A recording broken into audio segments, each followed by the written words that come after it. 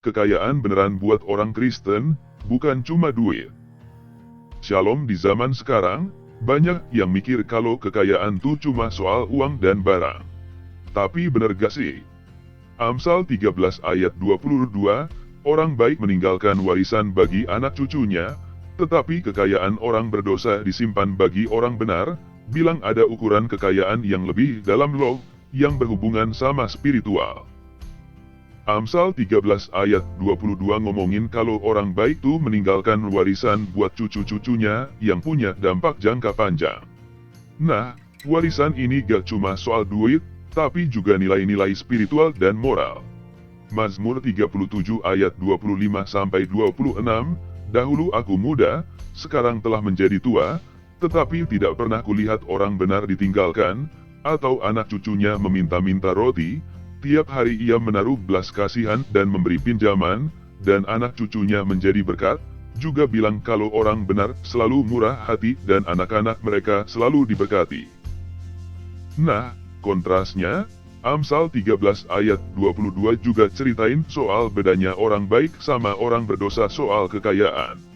Orang berdosa, kekayaannya akhirnya diambil sama orang baik, nunjukin kalau materialisme tanpa Tuhan tuh cuma buang-buang waktu. Pengkhotbah 2 ayat 26, karena kepada orang yang dikenannya ia mengaruniakan hikmat, pengetahuan dan kesukaan, tetapi orang berdosa ditugaskannya untuk menghimpun dan menimbun sesuatu yang kemudian harus diberikannya kepada orang yang dikenan Allah.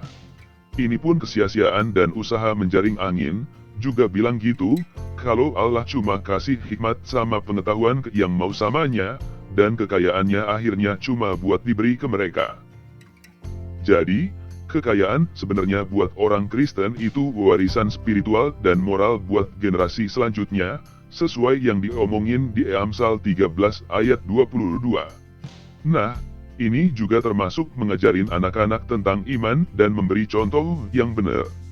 Ulangan 6 ayat 6 dan 7, apa yang kuperintahkan kepadamu pada hari ini, haruslah engkau perhatikan, haruslah engkau mengajarkannya berulang-ulang kepada anak-anakmu dan membicarakannya apabila engkau duduk di rumahmu, apabila engkau sedang dalam perjalanan, apabila engkau berbaring dan apabila engkau bangun.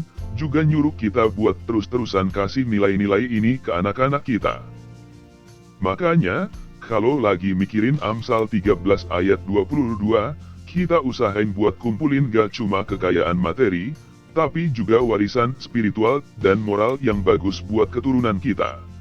Minggu ini, coba deh mikirin gimana caranya kita bisa investasi buat pertumbuhan spiritual dan moral keluarga kita. Kekayaan yang beneran tuh ada di warisan iman dan kebaikan yang kita tinggalkan.